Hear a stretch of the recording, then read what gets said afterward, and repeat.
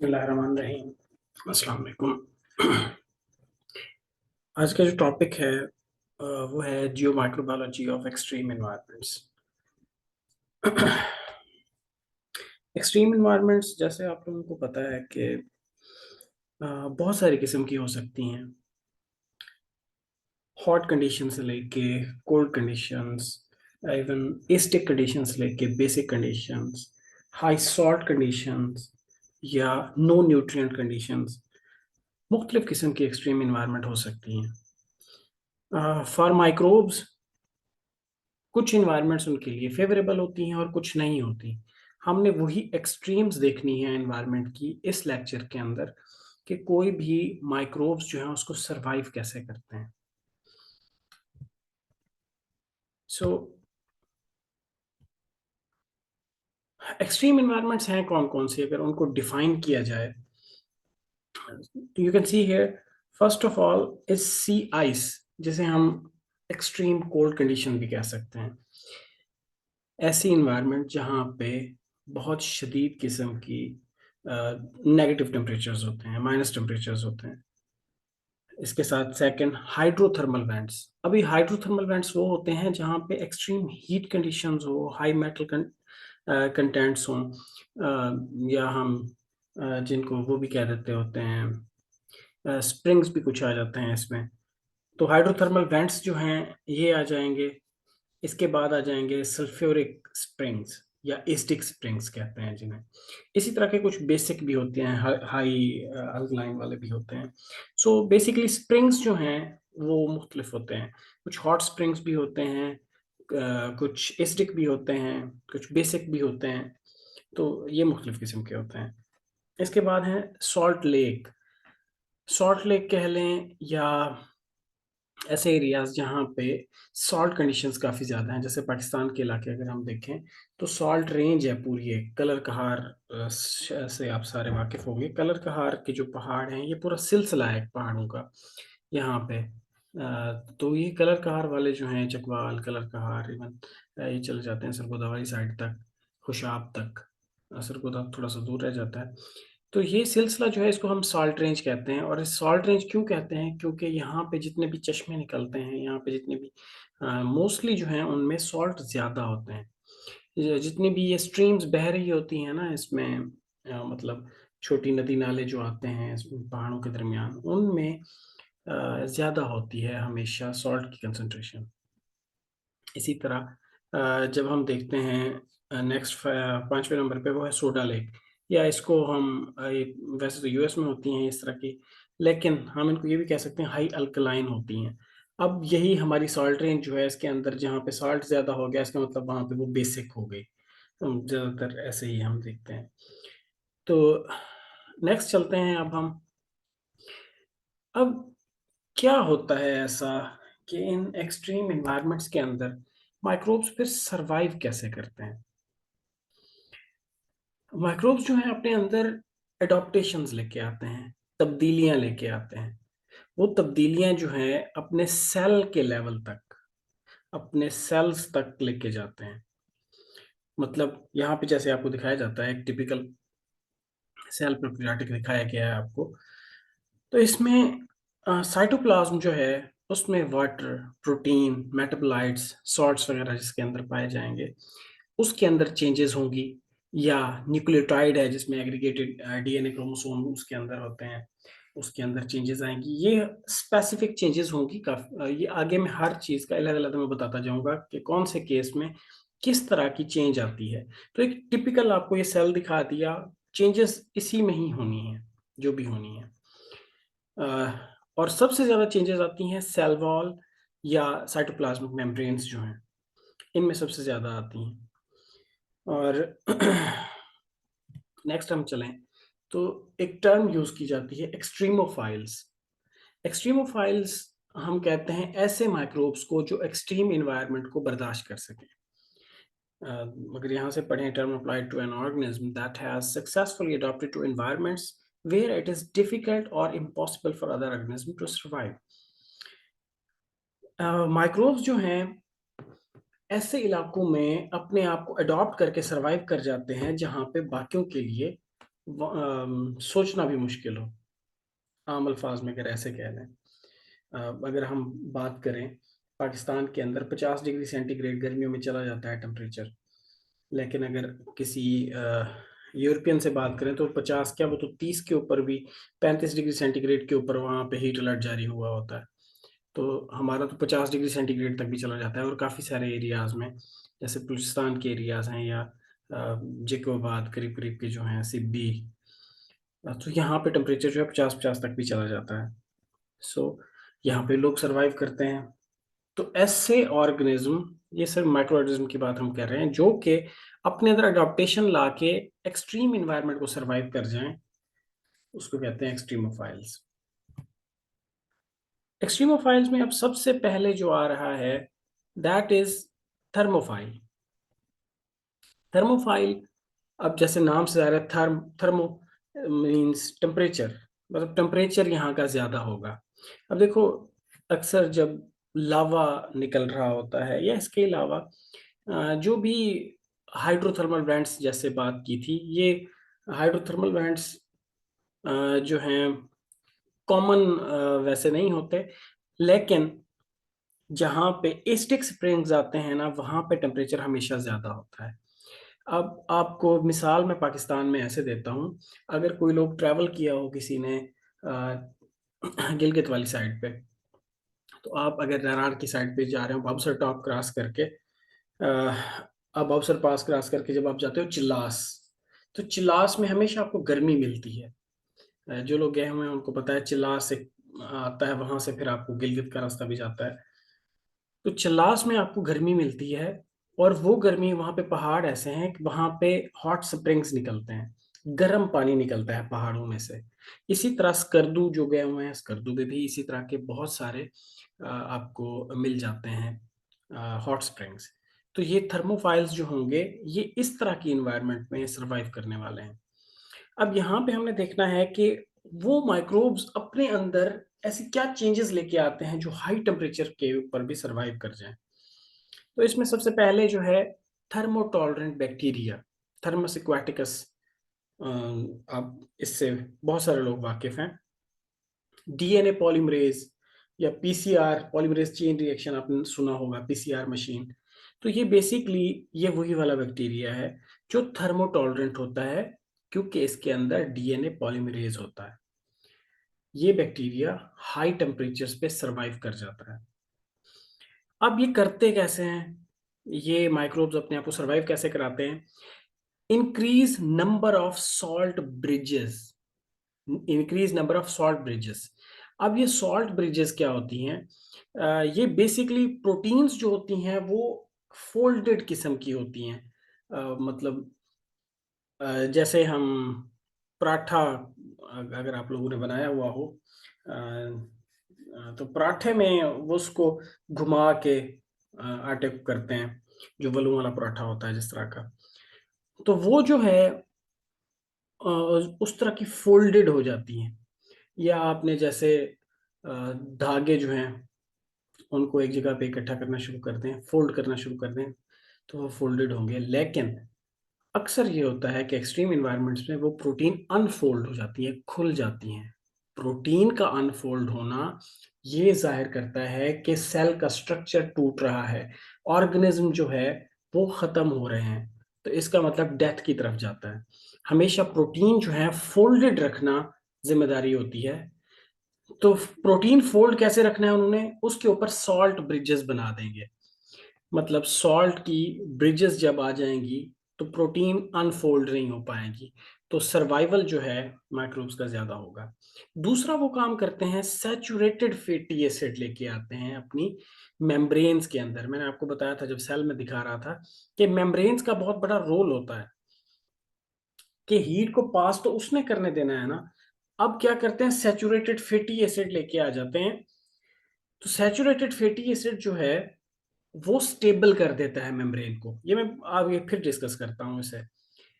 आप देखिए यहाँ पे इस स्लाइड के अंदर आप देख सकते हैं कि टेम्परेचर अगर 0 से 20 डिग्री सेंटीग्रेड है ना, यहाँ पे आप देख सकते हैं फर्स्ट साइक्रोफाइल जो ब्लू कलर में शो हो रहा है, शो हो रहा है, फ्लेवोबैक्टीरियम स्पीशीज। एग्जाम्पल है। तो ये सरवाइव कर सकती है 0 से 20। इसी तरह नेक्स्ट जो है मीजोफाइल, उससे ज्यादा टेम्परेचर बर्दाश्त कर सकते हैं, 45 तक कर सकते हैं। नेक्स्ट थर्मोफाइल जो है, जैसे बैसिलस हो गया, ये जो है 40 से 70 तक के राउंड अबाउट ये बर्दाश्त कर जाते हैं। इसी तरह नेक्स्ट है हाइपर थर्मोफाइल्स, थर्मोकोकस जो स्पीशीज होती हैं, वो जो हैं ऑलमोस्ट 95 के करीब करीब तक बर्दाश्त कर जाती हैं। लेकिन एक कुछ होते हैं हाइपर थर्मोफाइल्स, पायरोडिक्टियम, उसकी स्पीशीज जितनी मुख्तलिफ हैं, जो कि 120 के करीब करीब भी चली जाती हैं, बर्दाश्त कर जाती हैं टेम्परेचर्स को। तो ये इनके ग्रोथ रेट वेरी करते हैं। मुख्तलिफ जो हैं बैक्टीरिया या मुख्तलिफ माइक्रोब्स जो हैं मुख्तलिफ टेम्परेचर्स को बर्दाश्त कर सकते हैं। अब हॉट के बाद नेक्स्ट है साइक्रोफाइल्स, उसका उलट मतलब कोल्ड कंडीशंस। अभी कोल्ड कंडीशंस बहुत सारी हो सकती हैं। अब हमारे पास ये कोल्ड ओशंस नहीं है, हमारे पास जो हैं पाकिस्तान के अंदर वो हैं माउंटेन टॉप्स हैं, जहाँ पे बर्फ होती है, और बहुत सारे ऐसे एरियाज हैं जहाँ पे पूरा साल ही बर्फ रहती है। तो हमारे पास ये कंडीशंस तो हैं साइक्रोफाइल कंडीशंस। साइक्रोफाइल्स का मतलब होता है एक्सट्रीम कोल्ड कंडीशंस। अब यहाँ से मैं इस स्लाइड से आपको समझाने की कोशिश करता हूँ। अब देखें यहाँ पे ऊपर ऊपर बात ये लिखी है, एडाप्टेशन क्या की जाती हैं कि मोर फ्लूइड की जाए मेम्ब्रेन्स को कोल्ड कंडीशन में।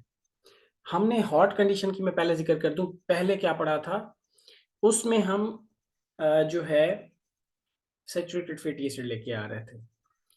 यहाँ पे अब हम क्या कर रहे हैं, अब हम अनसैचुरेटेड फैटी एसिड लेके आएंगे। जो सैचुरेटेड है वो थिक कर देता है, वो सॉलिड कर देता है मेम्ब्रेन को। तो हीट कंडीशन में वो सॉलिड ज्यादा काम आती है, जबकि जब ठंडी हो जाए चीज, तब हमें सॉलिड की तरफ नहीं, हमें जेल टाइप की चीज की तरफ जाए। सॉलिड हो जाएगी तो टूट जाएगी, वो नहीं चाहिए सेल की कोई ऐसी चीज। हमें मेम्ब्रेन्स फिर वहां पे चाहिए जो फ्लूइड हो, जेल टाइप हो। तो वो जेल टाइप जो हैं वो फिर अनसेचुरेटेड फैटी एसिड से बनती हैं। जैसे आपको यहाँ पे दिखाया गया है सैचुरेटेड फैटी एसिड का, जैसे स्टेरिक एसिड का दरमियान में यहाँ पे शो किया गया है, ये वाला लेफ्ट साइड पे फर्स्ट वन। यहाँ पे स्ट्रेट एक ना सैचुरेटेड फैटी एसिड की है, बिल्कुल ऐसा समझ ले वॉल टाइप। लेकिन जो ही इसके अंदर डबल बॉन्ड आना शुरू हो जाते हैं, double bond unsaturated fatty acid, unsaturate होना शुरू हो जाते हैं फैटी एसिड। जितने ज्यादा डबल बॉन्ड होंगे उतने ज्यादा अनसैचुरेटेड फैटी एसिड हो जाएंगे वो। तो आप देख सकते हैं कि -50 डिग्री सेंटीग्रेड तक भी पॉली अनसैचुरेटेड, या जिसके अंदर डबल बॉन्ड का वो ज्यादा पहुंच गए हों, क्या कहते हैं, अनसैचुरेटेड फैटी एसिड्स हो जाएंगे।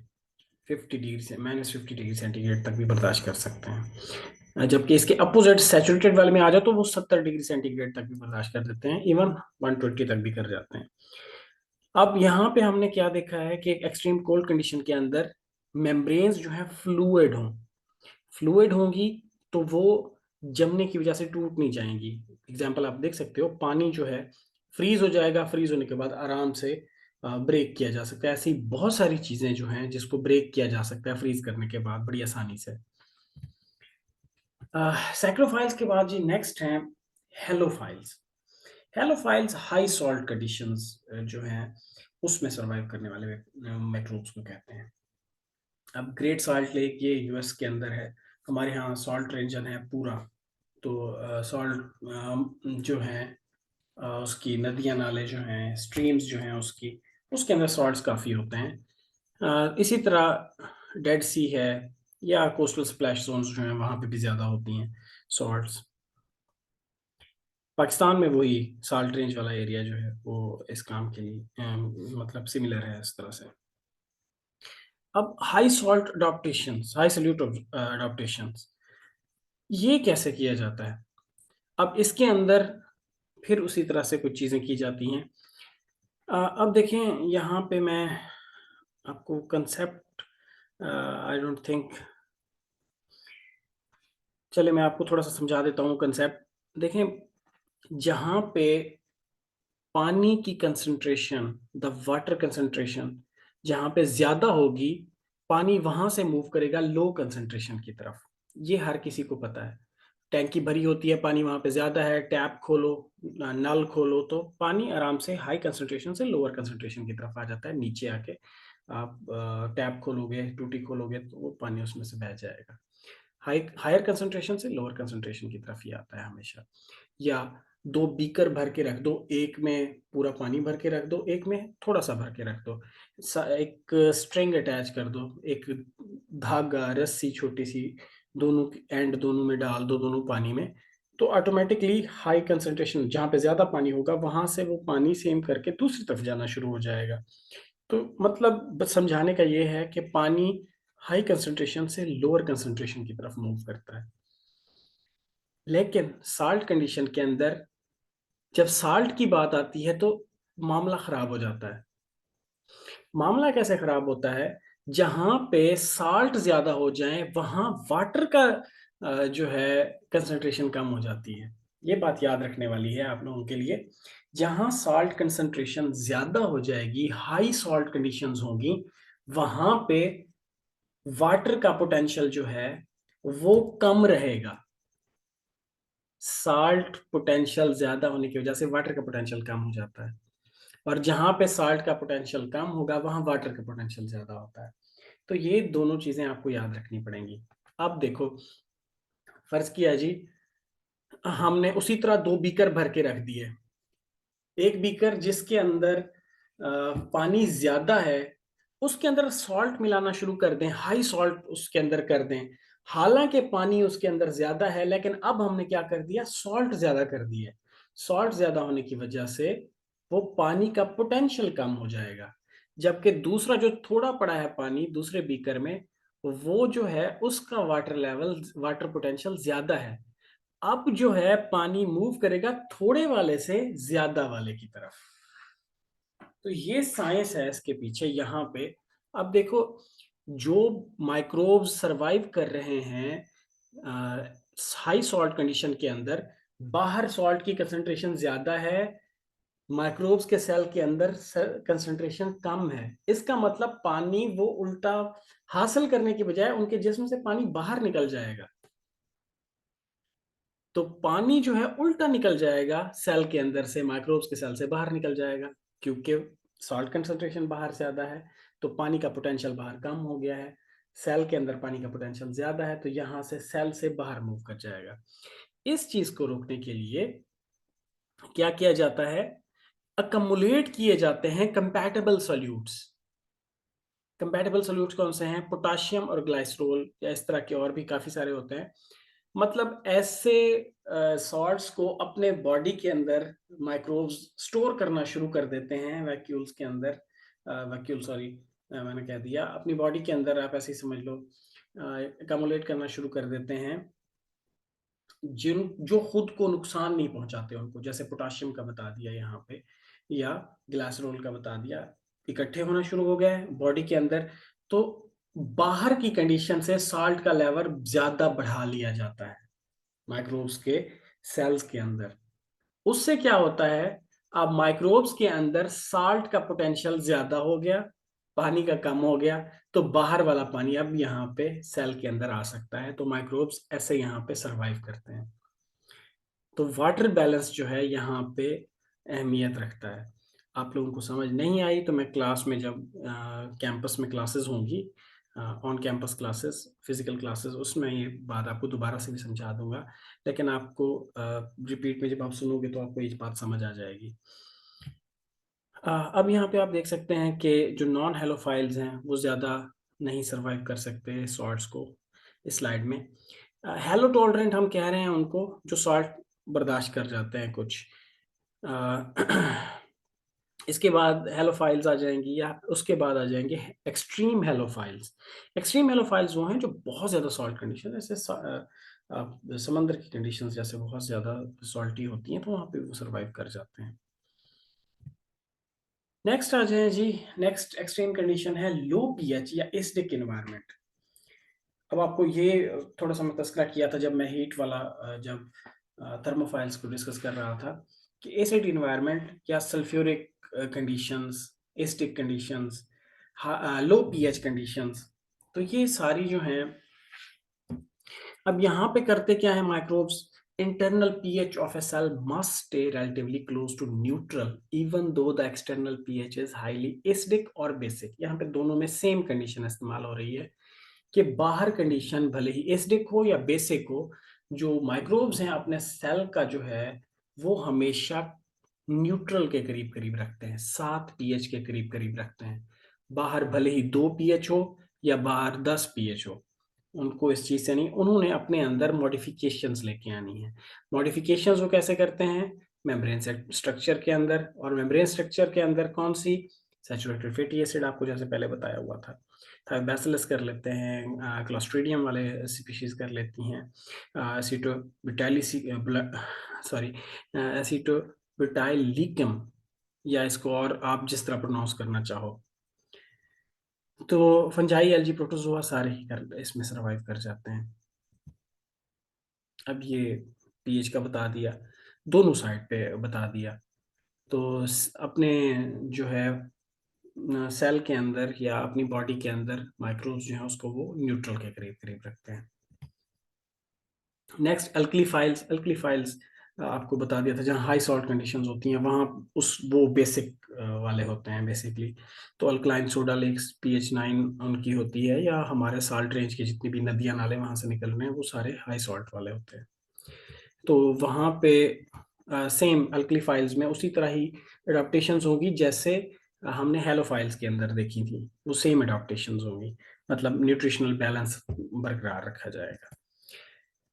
इसके बाद है जी हाई प्रेशर या डीप सी। अब कुछ हाइड्रोथर्मल वेंट्स होते हैं जो कि बहुत ही समंदर के अंदर होते हैं, डीप सी। ये आपको इसके अंदर भी मिल जाते हैं, बल्कि मैं पहले जो पिक्चर दिखाई थी उसके अंदर भी हाइड्रोथर्मल वेंट वो ओशन के अंदर वाले दिखाए थे। यहाँ पे क्योंकि पानी होता है, पानी की वजह से बहुत ज्यादा प्रेशर होता है, तो ये इवन 1000 बार प्रेशर से भी ज्यादा चला जाता है। तो ऐसे जो हैं माइक्रोब्स जो कि हाई प्रेशर सरवाइव कर जाएं उनको हम बैरोफाइल्स कहते हैं। तो बैरोफाइल्स जो होते हैं ये हमेशा साइक्रोफिलिक भी होते हैं, मतलब लो टेम्परेचर को भी वो सरवाइव करते हैं साथ साथ। अब लो टेम्परेचर का आपको पहले बताया हुआ, साइक्रोफिलिक क्या करते हैं, वो अनसैचुरेटेड फैटी एसिड अपने उसमें लेके आते हैं। तो ये जो है बैरोफाइल्स जो हैं ये प्रेशर तो बर्दाश्त करते ही करते हैं, लेकिन साथ में कोल्ड भी बर्दाश्त करते हैं, और ये बहुत डेप्थ के अंदर होते हैं क्योंकि ओशन के फ्लोर के ऊपर ये सारे होते हैं, जो डीप प्रेशर होता है। तो ये डार्कनेस भी यहाँ पे होती है, और long chain polyunsaturated fatty acid ये आपको पहले बता दिया था, मेम्ब्रेन्स के अंदर लेके आते हैं। जो लास्ट वन है वो है नो न्यूट्रिएंट या अल्ट्रा प्योर वाटर। अब देखें, जब खुराक मिल रही है माइक्रोब्स को तब तो बात ठीक है, तब तो बात ही और है, लेकिन जब खुराक ही नहीं है, मतलब अल्ट्रा प्योर वाटर पड़ा हुआ है, कोई कंटेमिनेशन नहीं, वहां पे कुछ नहीं है, तो वहां पे माइक्रो ऑर्गेनिज्म पहुंच जाते हैं। जैसे हम लोग बैटरीज आप देख लो, बैटरीज के अंदर तो हम पानी भी बड़ा अच्छा डालते हैं उसमें, फिर भी वहां पे सरवाइव कर रहे होते हैं। तो मसला क्या होता है यहाँ पे, मसला ये आता है जैसे हम मेडिकल के कुछ फील्ड्स हैं, मेडिकल के फील्ड्स में जहाँ पे ऐसे फॉर एग्जांपल सर्जरी के जो हैं इक्विपमेंट्स या सर्जरी रूम जो है, वहाँ पे भले ही जितनी मर्जी साफ सफाई कर लें, लेकिन कुछ माइक्रोब्स जो होते हैं वो डॉर्मेंट हो जाते हैं और अपने आप को हाइबरनेट कर लेते हैं, बाद में फिर वो एक्टिव हो जाते हैं। तो ये वहाँ पे ये नो न्यूट्रिएंट कंडीशन में भी सर्वाइव कर जाते हैं। इसमें सबसे ज़्यादा स्यूडोमोनास फ्लोरेसेंस जो है ये सबसे ज़्यादा ये प्रॉब्लम करता होता है, और पाकिस्तान में तो ये काफ़ी ज़्यादा पाया जाता है। तो ये जनाब ये था जियो माइक्रोबायोलॉजी ऑफ एक्सट्रीम इन्वायरमेंट। तो अगर आपका कोई सवाल हो इस हवाले से तो आप बिल्कुल इसका सवाल पूछ सकते हैं कमेंट्स में। अगर सवाल पूछना है तो वहाँ पे पूछ लें, नहीं तो जब फिजिकल क्लासेस होंगी आप वहाँ पे पूछ लें। ओके जी, अल्लाह हाफिज़।